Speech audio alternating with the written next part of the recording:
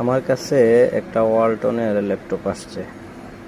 তো এটার সমস্যাটা হচ্ছে, আমি যখন পাওয়ার বাটনে প্রেস করি তখন এই পাওয়ারের ইন্ডিকেটরটা এসে চলে যায়।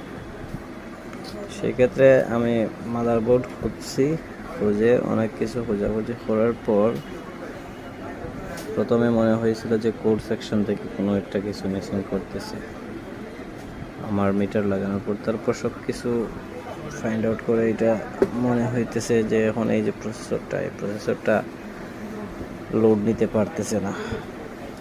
তো আমি এখন এই প্রসেসরটা একটু হালকার উপরে দেখবো। আপনারা জানেন তো অবশ্যই যে এই প্রসেসরগুলো আসলে চেঞ্জ করতে গেলেও অনেক খরচের একটা ব্যাপার আছে, যেটা কাস্টমারকে সার্ভাইভ করতে হয়। যদি কাস্টমার সেটা মেনে নেয় তাইলে হয়তো খরচ করলে এই বোর্ডটা রেডি করে